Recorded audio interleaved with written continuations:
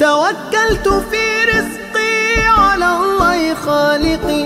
وأيقنت أن الله لا شك رازقي وما يك من رزقي فليس يفوتني ولو كان في قاع البحار العوامق سيأتي.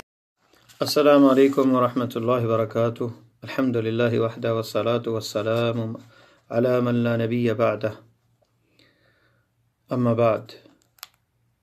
ہمارا یہ 22واں لیکچر ہے دینی معلوماتی کورس، اور ہم نواقض الاسلام، اسلام سے نکلنے والے اعمال پڑھ رہے ہیں. دوسرا عمل جو تھا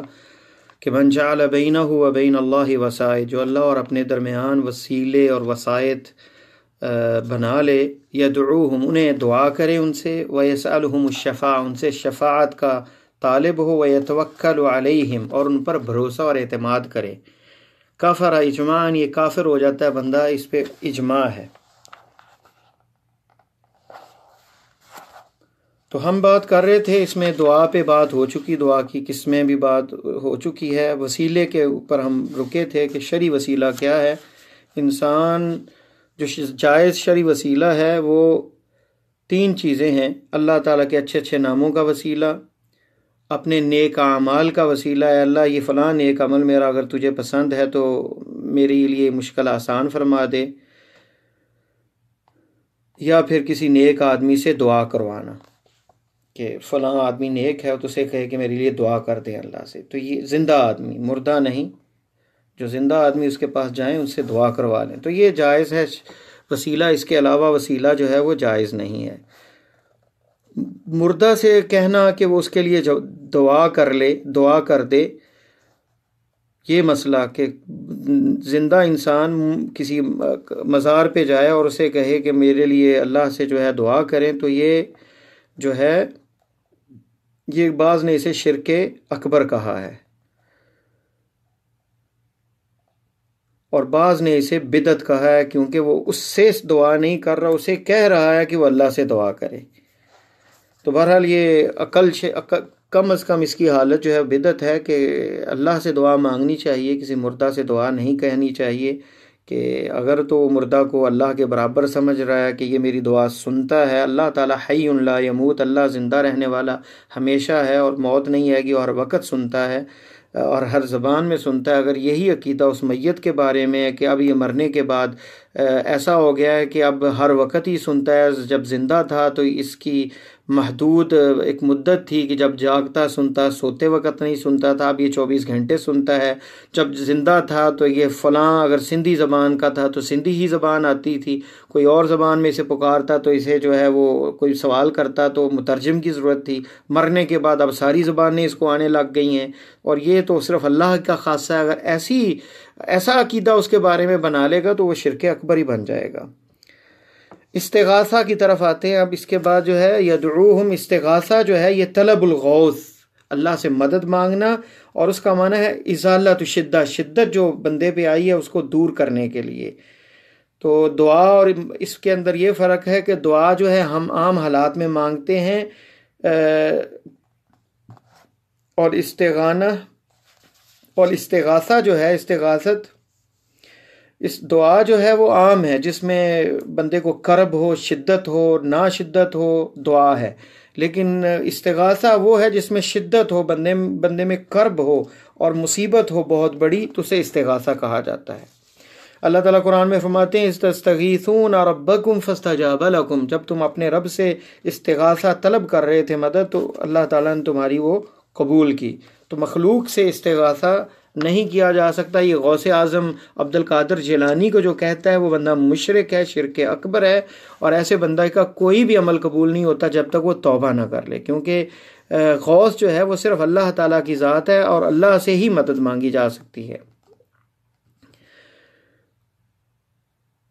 اور جو دعا کی قسمیں گزر چکی ہیں وہی استغاثہ کے اندر وہی اقسام ہیں کہ استغاثہ جو ہے وہ غیر اللہ سے اگر مانگ رہا ہے، مدد مانگ رہا ہے، اور غیر اللہ سے جو ہے استغاثہ کر رہا ہے تو وہ شرک ہوگا. نظر جو ہے لغت کے اندر ایجاب کو کہتے ہیں، یعنی اپنے اوپر کسی چیز کو واجب کرنا. اصطلاح میں ہے کہ مکلف آدمی اپنے اوپر عبادت جو واجب نہیں ہے اسے واجب کر لے، اور غیر اللہ کے لیے نظر جو ہے وہ شرک ہوگا، کیونکہ نظر عبادت ہے۔ اللہ تعالیٰ نے قرآن میں فرمایا یوفون بالنذر ویخافون یوما کان شرہ مستطیرا، اور ان مسلمانوں کی، مومنوں کی صفات کیا ہیں کہ وہ نظر کو پورا کرتے ہیں اور اس دن سے ڈرتے ہیں، قیامت کے دن سے ڈرتے ہیں جس کا شر جو ہے وہ مستطیر پھیلا ہوا ہے، پھیلا ہوگا، اس کا شر جو ہے اس دن کا جو ہے وہ بڑا ہی خطرناک ہوگا۔ اس قیامت کے دن سے یہ ڈرتے ہیں اور نظروں کو پورا کرتے ہیں۔ اس میں مومن جو نظروں کو پورا کرنے والے ہیں انہیں جنت میں داخل ہونے کا سبب بتایا گیا ہے، اور یہ عبادت ہے، اور عبادت صرف ایک اللہ کے لیے کی جاتی ہے، اور اگر عبادت کو غیر اللہ کے لیے صرف کریں گے تو شرک ہوگا۔ مثلا نظر مانے کہ میرا فلاں بزرگ نے کام کر دیا تو میں 4 جانور وہاں ذبح کروں گا، اور فلاں پیر صاحب نے میرا کام کر دیا تو میں پیر صاحب کے نام پہ یہ دوں گا یا وہ دوں گا، یا فلاں ولی کے نام پہ یہ دوں گا، یا فلاں حضرت کے نام پہ بکرے ذبح کروں گا، تو یہ نظر غیر اللہ کے لیے جو ہے وہ شرک ہوگی۔ شفاعت کی طرف آتے ہیں۔ شفاعت کی اقسام کتنی ہے؟ شفاع کہتے ہیں عربی اور لغت کے اندر شفاعت شیء کا معنی آتا ہے کہ ایک کو دوسرے کے ساتھ جوڑنا، جفت جسے ہم کہتے ہیں اسے شفاع کہتے ہیں، اور اصطلاح میں کہتے ہیں توسط لغیر بجلب منفع اور دفع مضرہ، یعنی واسطہ کسی کے درمیان میں سفارش کرنا، کسی کی درمیان میں جو ہے واسطہ کرنا، یا تو کسی فائدے کے حصول کے لیے یا کسی مصیبت کو ٹالنے کے لیے، اور اس کی انواع ہے۔ پہلی قسم جو ہے وہ ہے سب سے بڑی شفاعت کبریٰ، جو خاص اللہ کے نبی صلی اللہ علیہ وسلم کے لیے، جیسے کہ حدیث ابی ہریرہ صحیحین کے اندر حدیث ہے کہ لوگ تمام انبیاء کے پاس جا کے تھک جائیں گے کہ اب کب حساب شروع ہوگا، تو اللہ کے نبی صلی اللہ علیہ وسلم لمبا سجدہ کریں گے رب کو، اور پھر اللہ سے کہیں گے، اللہ تعالیٰ فرمائیں گے کہ سر اٹھائیں اے محمد کریم، آپ پوچھیں، سوال کریں، جواب ملے گا، آپ سفارش کریں، آپ کی سفارش سنی جائے گی، تو اس وقت آپ سفارش کریں گے کہ لوگوں کا حساب شروع ہو۔ تو یہ خاصہ ہے اللہ کے نبی صلی اللہ علیہ وسلم کو، جو ہم شافع محشر کہتے ہیں۔ دوسری جو سفارش ہے، شفاعت ہے، وہ ہے اہل جنت کے بارے میں، کہ اہل جنت کو کی سفارش کی جائے گی کہ جنت میں داخل ہو جائیں۔ صحیح مسلم میں حدیث ہے، انس رضی اللہ تعالیٰ عنہ راوی ہیں، فرماتے ہیں کہ اللہ کے رسول صلی اللہ علیہ وسلم نے فرمایا انا اول الناس یشفع فی الجنہ وانا اکثر الانبیاء تبعا، یعنی میں سب سے پہلا وہ آدمی ہوں، انسان ہوں جو کہ جنتیوں کے بارے میں سفارش کرے گا کہ جنت میں اب چلے جائیں، اور میں سب سے زیادہ میرے تابع دار ہوں گے، پیروکار ہوں گے انبیاء میں سے، اور یہ روایت صحیح مسلم کے اندر موجود ہے۔ تیسری قسم ہے آپ کی سفارش آپ کے چچا ابو طالب کے لیے، کہ ان کے عذاب میں تخفیف ہو۔ صحیحین کے اندر حدیث ہے، عباس ابن عبد المطلب راوی ہیں، انہ قال یا رسول اللہ هل نفعت ابا طالب بشیء، آپ کے چچا زاد، یہ چچا جو ہیں وہ پوچھتے ہیں اللہ کے رسول کیا ابو طالب کو کوئی فائدہ ہوگا، نفع دیں گے آپ؟ فَإِنَّهُ كَانَ يَحُوتُكَ وَيَغْضَبُ لَكَ، وہ آپ کی حفاظت کرتے تھے، آپ کے لیے غصہ ہوتے تھے، آپ کی ذات کے لیے آپ کی حفاظت آپ نے کرتے تھے۔ تو فرمایا آپ نے نعم هو فی ضحضحاہ من نار ولولا انا لکان فی درک الاسفل من النار، ہاں وہ آگ کی جوتے پہنائے جائیں گے انہیں، اگر میں نہ ہوتا تو جہنم کے سب سے نچلے حصے میں ہوتے۔ تو یہ روایت جو ہے صحیح ہے، یعنی بخاری اور مسلم میں ہے۔ اور دوسری روایت جو ابو سعید خدری کی ہے، اس میں یہ ہے کہ لما ذکر عند عمہ ابو طالب، جب آپ صلی اللہ علیہ وسلم کے پاس آپ کے چچا کا ذکر کیا گیا تو آپ نے کیا فرمایا، لعلہ تنفعہ شفاعتی، شاید انہیں میری سفارش جو ہے وہ نفع دے قیامت کے دن، اور فیجعل فی ضحضحاہ من نار، آپ کو ان کو یعنی جوتے پہنائے جائیں گے آگ کے، یبلغ کعبی، جو ان کے گھٹنوں تک ہوں گے، یغلی منہ دماغہ، اس سے ان کا دماغ جو ہے ابلے گا۔ اور یہ بخاری کے اندر 3885 نمبر حدیث ہے، اور صحیح مسلم میں 210 نمبر حدیث ہے۔ تو ابو طالب کے عذاب میں تخفیف ہوگی، یہ ثابت ہے حدیث سے۔ چوتھی قسم جو ہے سفارش کی، شفاعت کی، آپ صلی اللہ علیہ وسلم ان لوگوں کی سفارش کریں گے جن پر کوئی حساب نہیں ہوگا اور وہ جنت میں داخل ہوں گے دائیں دروازے سے۔ ابو ہریرہ رضی اللہ تعالیٰ عنہ کی روایت ہے، قال اوتیا رسول اللہ صلی اللہ علیہ وسلم بلحم، آپ کو ایک گوشت دیا گیا اور آپ کی طرف اس کی دستی بڑھائی گئی، بکری کی دستی ہتھیلی، اور آپ اسے پسند کیا کرتے تھے۔ اور اس حدیث کے اندر ہے فیقال یا محمد، اے محمد ادخل من امتی کا من لا حساب علیہم من الباب الایمن، اے محمد صلی اللہ علیہ وسلم اپنی امت کو داخل کریں جنت میں دائیں دروازے سے، جنت کے دروازوں میں سے جن پر کوئی حساب نہیں۔ وَهُمْ شُرَكَاءُ النَّاسِ فِي مَا سِوَى ذَلِكَ مِنَ الْأَبْوَابِ، اور وہ لوگوں میں بھی شریک ہوں گے، یعنی دوسرے دروازوں میں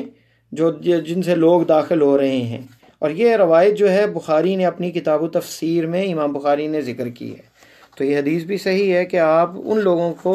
یعنی جنت میں جانے کی بھی سفارش کریں گے اور داخل کریں گے دائیں دروازے سے جنت کے، جن پر کوئی حساب نہیں ہوگا۔ پانچویں قسم ہے ان لوگوں کے لیے سفارش جن پر آگ کے جو مستحق ٹھہرے ان کے گناہوں کی وجہ سے۔ ابو سعید خدری کی روایت صحیح بخاری اور مسلم میں ہے، اللہ تعالیٰ کہیں گے ان اللہ تعالیٰ یقول، بے شک اللہ تعالیٰ فرماتے ہیں، حدیث قدسی ہے، شفعت الملائکہ، فرشتوں نے سفارش کی، وشفع النبیون، نبیوں نے سفارش کی، وشفع المؤمنون، مومنوں نے بھی سفارش کی، ولم یبقى الا ارحم الراحمین، اور نہیں باقی بچا صرف ارحم الراحمین، صرف اللہ تعالیٰ۔ تو اس حدیث کے اندر دیکھیں کہ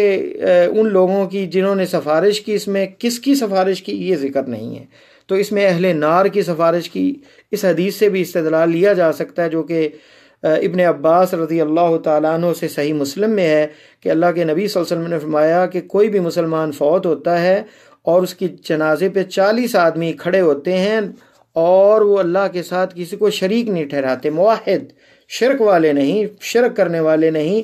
وہ لوگ جب کھڑے ہوتے ہیں جنازہ پڑھتے ہیں، الا شفعہم اللہ فی، اللہ ان کی شفاعت کو، سفارش کو، ان کی دعا کو قبول کرتے ہیں اور بندہ جو ہے وہ بچ جاتا ہے جہنم کی آگ سے۔ تو دیکھیں توحید کی کتنی برکت ہے، کتنی خیر ہے کہ توحید والے جو دنیا کے اندر 40 لوگ نماز اگر کسی جنازے پہ پڑھ لیتے ہیں اس کا جنازہ، تو اللہ تعالیٰ اسے جہنم سے بچا لیتے ہیں۔ تو اس کا مطلب ہے اس میں نبیوں نے بھی سفارش کی، فرشتوں نے بھی، اللہ تعالیٰ بھی کریں گے، اللہ تعالیٰ بھی اپنی رحمت سے لوگوں کو جہنم سے نکالیں گے۔ اور بعض روایات میں آتا ہے جن کے دل میں ذرہ برابر بھی ایمان ہوگا انہیں جہنم سے نکالا جائے گا۔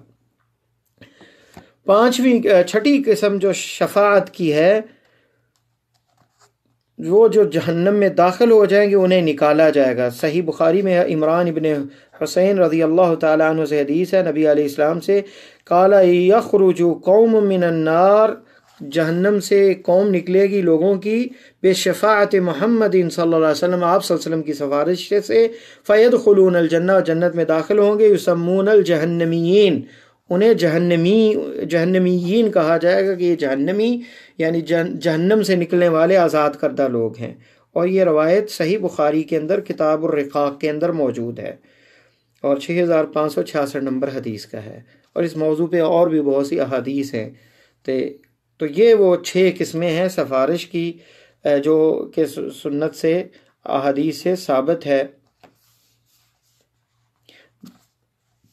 تو اس میں اللہ کے نبی صلی اللہ علیہ وسلم بھی سفارش کریں گے، انبیاء بھی، فرشتے بھی، مومن بھی۔ آتے ہیں ایک اور جو سفارش جو ہے وہ ذکر کی ہے، 7ویں سفارش، الشفاعۃ فی رفع منزلۃ اہل الجنہ، 7ویں قسم جو ہے شفاعت کی جنتیوں کے درجات بلند کرنے کی۔ امام ابن قیم رحمہ اللہ نے استدلال کیا ہے نبی علیہ السلام کی اس دعا کا، ابی سلمہ کے لیے جو آپ نے ابو سلمہ رضی اللہ تعالیٰ عنہ کے لیے کی دعا، اللہم اغفر لابی سلمہ، اے اللہ ابو سلمہ کی معافی فرما، ورفع درجاتہ فی المہدیین، اور ان کا درجات، اس کا درجہ بلند فرما۔ الحدیث یہ صحیح مسلم کے اندر ہے، اور اس پہ استدلال لیا گیا ہے 5ویں اس قسم کی کہ درجات بلند ہوں گے۔ 7ویں جو قسم ہے شفاعت کی کہ اللہ کے نبی صلی اللہ علیہ وسلم کی دعا سے بھی جو ہے وہ درجات بلند ہوتے ہیں اور ہوں گے۔ یہ سے ابن قیم رحمہ اللہ نے 7 قسمیں ذکر کی ہیں، یہ 7ویں قسم انہوں نے ذکر کی ہے۔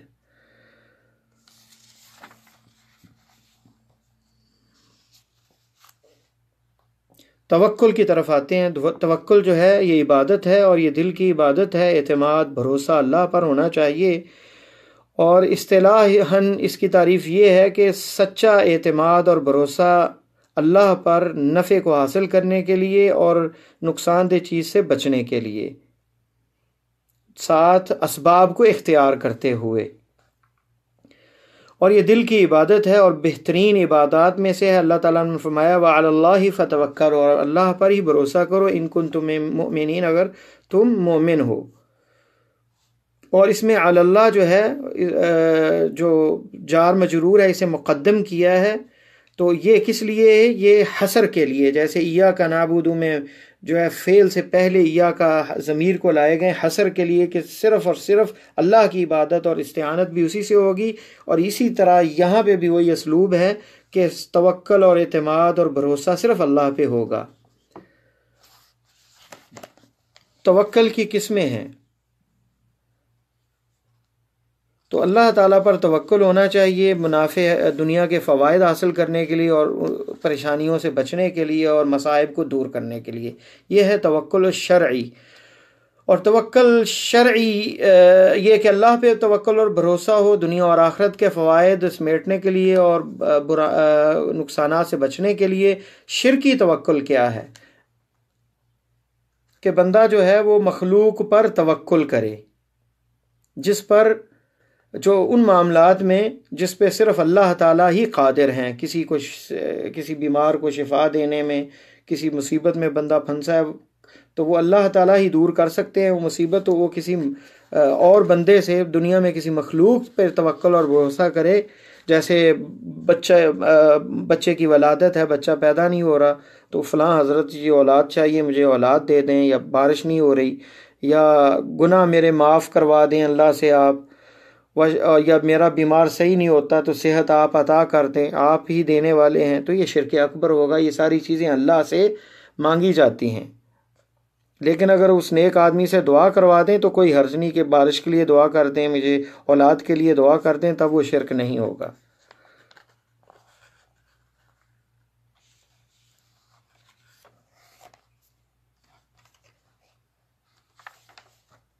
تیسرا توکل جو جائز ہے، جو مخلوق پہ بھروسہ، جیسے ڈاکٹر پہ بھروسہ، اچھے ڈاکٹر کو اختیار کرنا علاج کے لیے اور اپنی جاب کو اختیار کرنا، جو ہے یہ بھروسہ اور اعتماد جو ہے دنیاوی معاملات کے اندر اسباب کو اختیار کرنا جو ہے، تو اس میں کوئی حرج نہیں ہے، لیکن یہ لیکن یہ کہ اسے مکمل ذریعہ سمجھنا، پورا بھروسہ اسی پہ کرنا، یہ درست نہیں، یہ شرک اصغر ہوگا، کیونکہ اللہ تعالیٰ ہی مسبب الاسباب ہے، تو مسبب الاسباب جو اللہ ہے اس پر بھروسہ ہو، اور ساتھ یہ ہو کہ وسائل کو اپنایا جائے، تو صرف وسائل ہی پر اعتماد کرنا درست نہیں ہوگا۔ تیسری جو قسم ہے وہ ہے جو کافروں کے کفر میں شک کرے، مثلا یہودی اور عیسائی یہ کافر نہیں ہیں جی، یہ بھی اللہ کی عبادت کرنے والے ہیں، یا مشرک جو شرک کرتا ہے وہ شرک نہیں کرتا، وہ مشرک نہیں ہے، تو یہ ان کو بھی مشرک نہ کہنے والا جو ہے